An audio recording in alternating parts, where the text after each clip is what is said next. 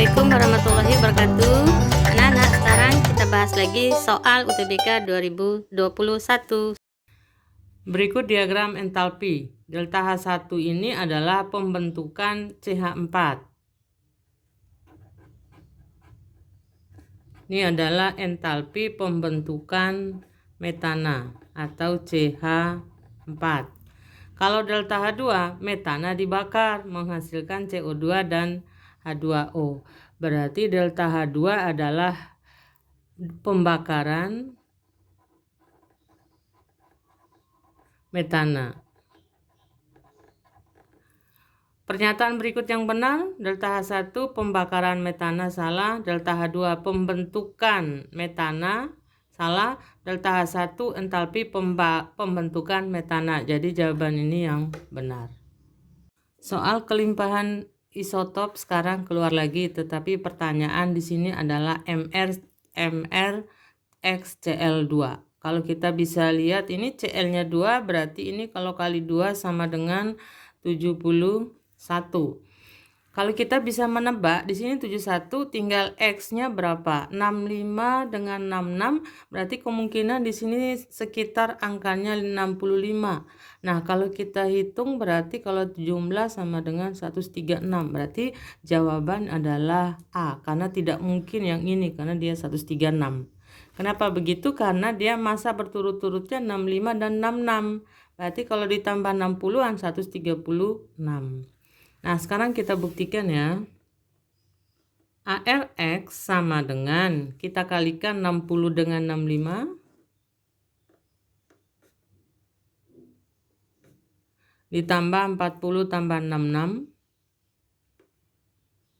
Dibagi 100. Semuanya dibagi 100 karena persentase. ARX sama dengan 60 kali 65 adalah 390. Ditambah 40 kali 66 sama dengan 2640 dibagi 100 sama dengan 6540 bagi 100 sama dengan 65,40. Nah, sekarang ini ARX-nya. Berarti kalau MrXCl2 X ini ditambah 71 tadi.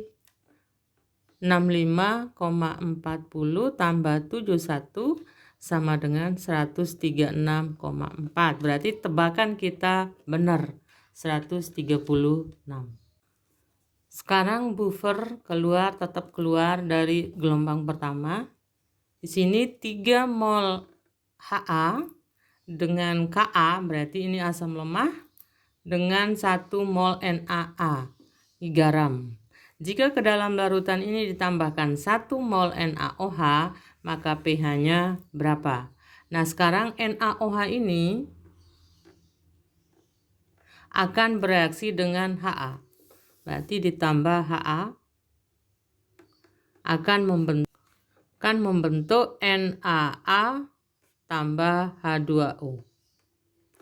Nah, NaOH-nya 1 mol, Ha-nya 3 mol, NaA-nya sudah ada 1 mol. Nah, sekarang kalau kita ini ambil yang kecil ini berarti ini 1, ini 1 karena koefisiennya sama-sama 1, berarti kalau di sini 1, 1, 1.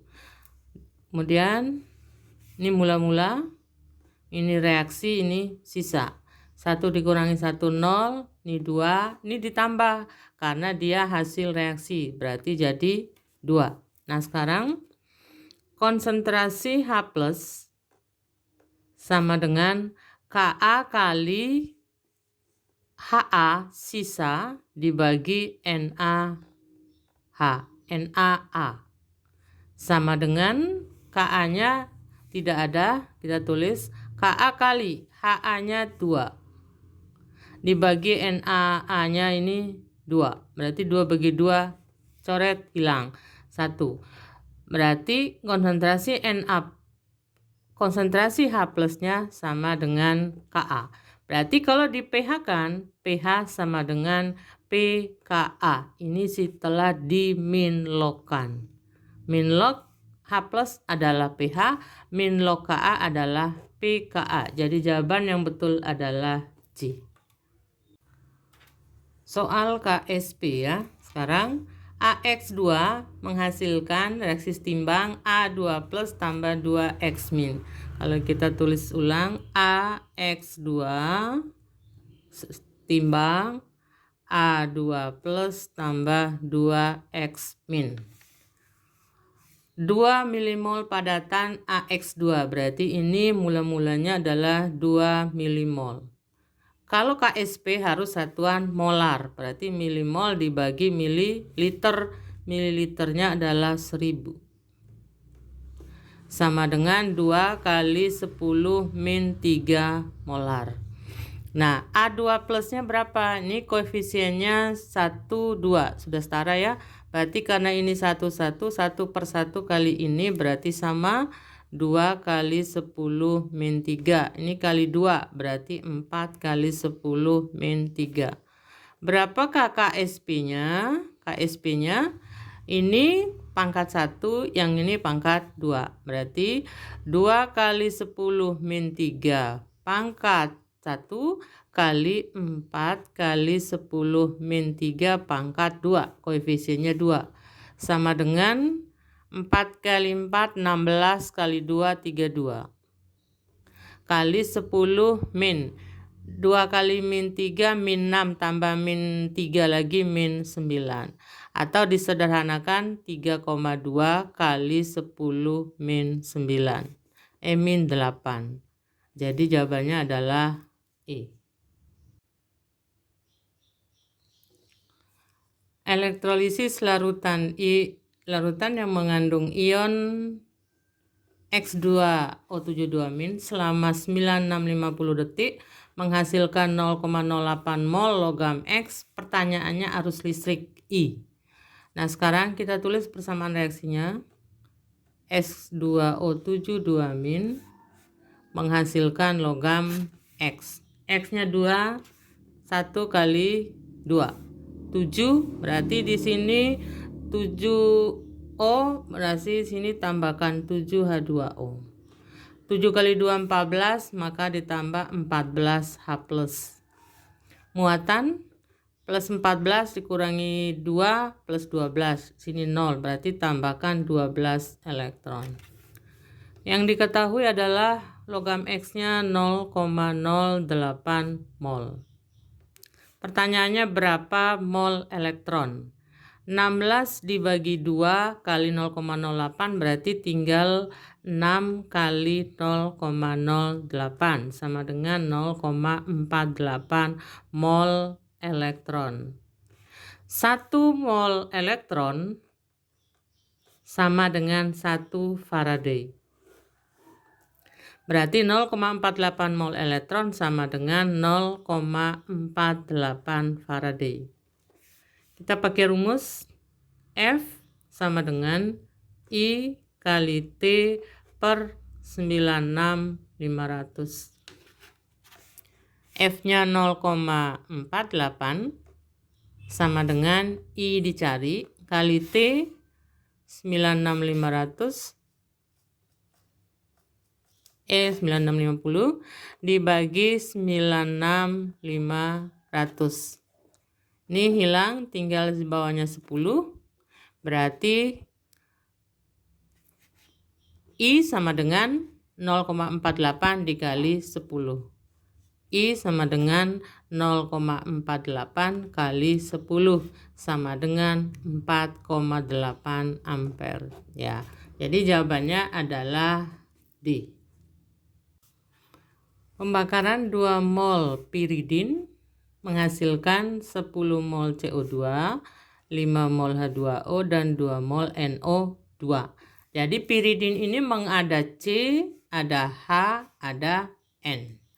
Nah, berarti di sini C, H, N.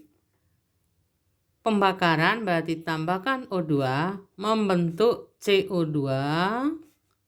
Kemudian H2O dan NO2. CO2-nya 10 mol, H2O-nya 5, NO2-nya 2 mol. Dia sendiri piridinnya ada 2. Nah, sekarang perbandingan koefisien ini sama dengan perbandingan mol. Ini adalah mol. Maka kita naikkan koefisien ini jadi 2. Ini 10. Yang ini 5. Ini 2. Nah, langsung kita tahu berapa C-nya. Karena jumlah atom di kiri sama dengan jumlah atom di kanan. Sekarang C di kanan ada 10. 10 kali 1, 10. H-nya 5 kali 2, 10. N sama dengan 2. Berarti di sini kita tulis 2 kali berapa supaya 10. Berarti C-nya 5. H-nya 10, 2 kali 5. N-nya 2, 2 kali 1. Berarti piridin adalah C5H5N1. Nah, ini adalah rumus molekulnya.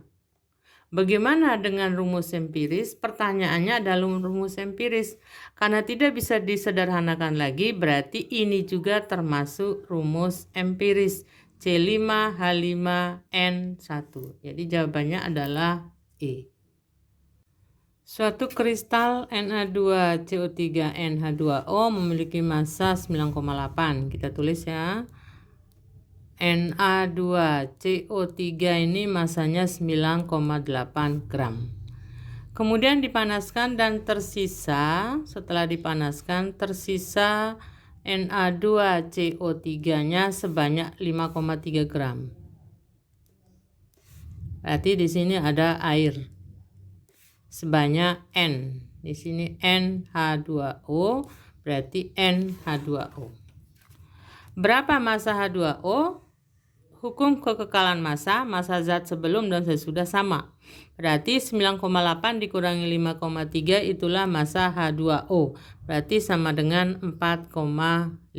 Ini dari sini 9,8 dikurangi 5,3 sama dengan 4,5 gram. Untuk mencari jumlah kristal ini, cari mol. Ini dibagi MR, ini dibagi MR. MrH2O 18. MrNA2CO3 setelah dicari adalah 106. Maka berapa molnya?